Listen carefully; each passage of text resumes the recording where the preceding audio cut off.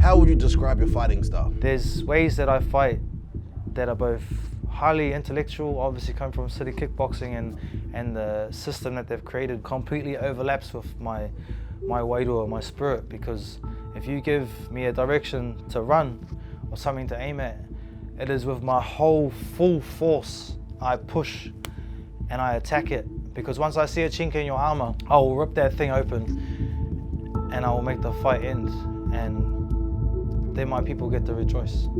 Kia ora, engaged whānau. My name is Aaron Tauzemup Tau. I'm 30 years old. I fight in the Bantamweight division, and I am currently 8-0, heading into the Dana White Contender Series.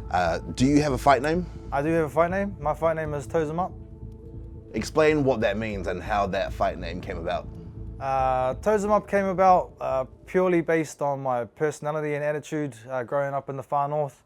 I used to get myself into some sticky situations, and by doing that I would have to confront more than one person, and slang for giving someone a hiding or giving someone the bash up north is to toes them up. So my friends decided to make a pun out of my last name, Tau, and put those two things together, because I was trying to fight groups of people, and to make fun of me, they called me Toes Them Up. Pretty much they'd say, "Oh, you just think you can toes everyone up? Toes them up." And that's how I got my name. How did you end up in Auckland? So after getting into some sticky situations as a teenager, my mother sent me to Auckland, and after getting into more, she sent me to Australia. And when I landed in Brisbane, Caboolture and then South Brisbane, I decided to take up Jiu-Jitsu, which then pushed me into mixed martial arts. And after getting the Dan Hooker scholarship, after coming over and trialing about 6 years ago, I moved my family back and started up a bit of a base here in Auckland.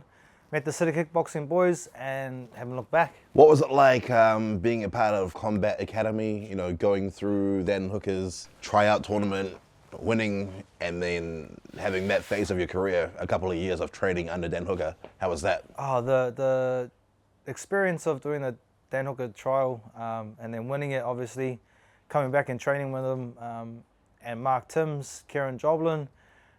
We also had a few other coaches that were there. Makoto jumped in on the strength and conditioning, and we had a couple of jiu-jitsu coaches that taught me a lot of stuff. Yeah, it was massive. Just the knowledge that was passed down to me through those people, and the people that I got associated with in those times at being at Combat Academy, it was amazing. And obviously having Physiologic, the fight physio, Gabe right next door, yeah, it definitely helped. What were you doing before you decided to dedicate your life to mixed martial arts? I decided pretty young that I think I was maybe 17, 18, that this was my dream and this is what I was going to create for my future. It definitely took a lot longer than I had anticipated, and the jobs and the work I'd done before this was pretty much just a leverage tool to push me into the thing that I really wanted, my passion for mixed martial arts and obviously fighting. I've done everything. I've been a mechanic, I was a tiler, I built patios, anything that would give me $1 to get me to training, that's what I did. After your time at Combat Academy, what was it like when it pretty much merged your CKB and then you became part of the CKB team, and now you're training with, you know, Kai and Carlos and Izzy and so on? How was that transition and experience? Yeah, that was crazy. Obviously we cross-trained for a couple of years. Dan brought me to CKB and just to give me a hiding one time, and I kind of just never left, and I was able to obviously bounce off the boys that were there and realize that there's a whole nother level to this game that I need to achieve. And yeah, that just pushed me even harder. That just made me more dedicated, because once I seen there was a new height, something else to reach up there, I wanted to chase it down. And having people like Kai, Shane, Kieran, like Cam, Brogan, all those guys that set us up, you know, Waka and them before, obviously Ben Boys, the whole team, they've created a beautiful culture that it makes you want to work hard, it makes you want to push, and that lineage has been passed down to me, and that's probably pretty much why I walk the way I walk. I got a lot of confidence, but it's earned, you know. Talking about culture, for those who aren't aware about Māori and the culture and some of the significance of, let's say, your tattoos or the jewelry that you have on, can you explain what everything means? So obviously we like to adorn ourselves with different relics, and they feature as a part of our personality and something that we've been gifted from people that are usually on a higher level of existence than us. My heru was passed down to me from my little brother, which sounds interesting, but my little brother is pretty much my tohunga. He's my guide in the other realms. So he gave me this as to signify that I am being watched from behind me. It is not just these faces here that you need to worry about. Is the people that are everywhere and always surround me and protect me and walk with me. My mataora, the name of this moko, in English people call them tattoos. This is definitely a more important part of our culture with moko, because it is on my face and it takes a lot of mana to carry and a lot of awareness to portray yourself the way that this culture deserves to be portrayed. So these are the two wives of my ancestors, and they come together to make me. I am the center line, the part between the lines. Around my mouth is my immediate family. On my nose I have it moko because of the knowledge that I've inhaled. So it is like a net. And I have my lips done because of the reo, or rangatira, the language of my ancestors that I can speak. Each part of this taumoko, this mataora, has a story to tell.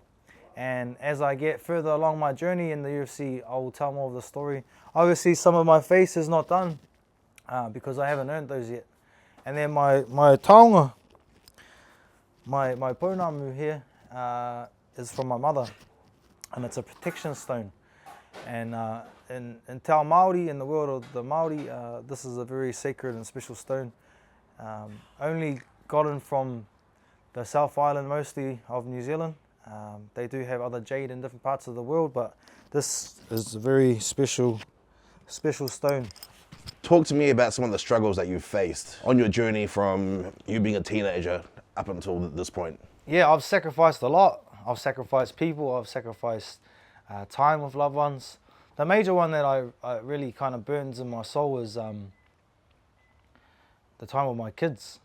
Because I was training full time and working a full-time job, I would leave in the morning before they were awake, and I would get home at night when they were asleep, and just missing out on parts of their life to attain this stuff for them. It was a difficult paradox to come to terms with, because the same reason why I'm away from them is the reason why I am away from them.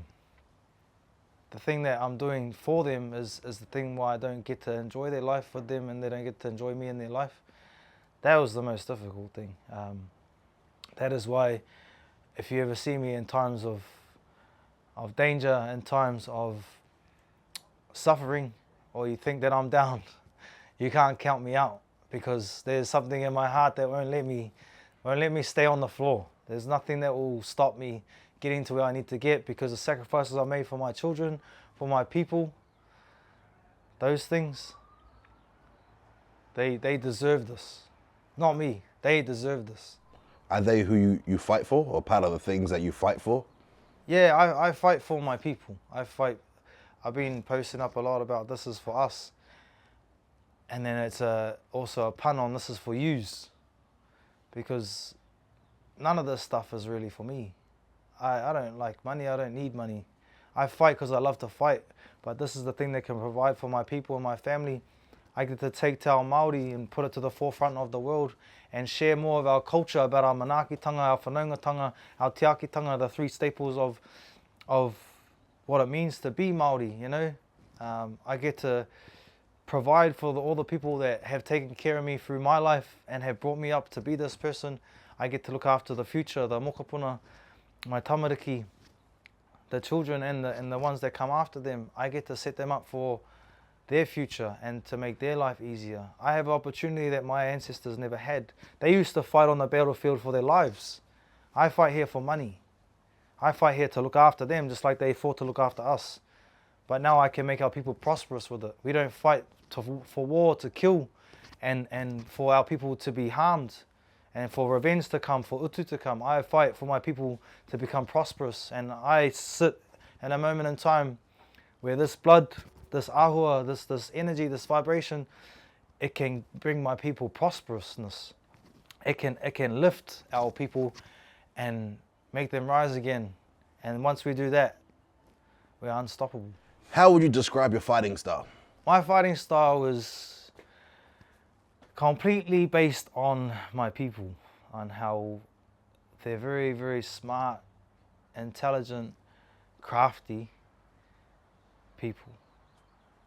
Very, very strong-minded, very aggressive when they need to be. We created trench warfare. We created parts of ambushing people and tricking them and making them think they know how they're fighting the fight, and really it's all happening in a different place. You think that you're using your jab to defeat me, but really I want you to use your jab so I can take it away from you. There's ways that I fight that are both highly intellectual, obviously come from city kickboxing, and the system that they've created completely overlaps with my wairua, my spirit, because if you give me a direction to run or something to aim at, it is with my whole full force I push and I attack it, because once I see a chink in your armor, I will rip that thing open and I will make the fight end, and then my people get to rejoice. Jiu-Jitsu was the first martial arts discipline that you started learning. How would you rate your grappling at this stage of your career?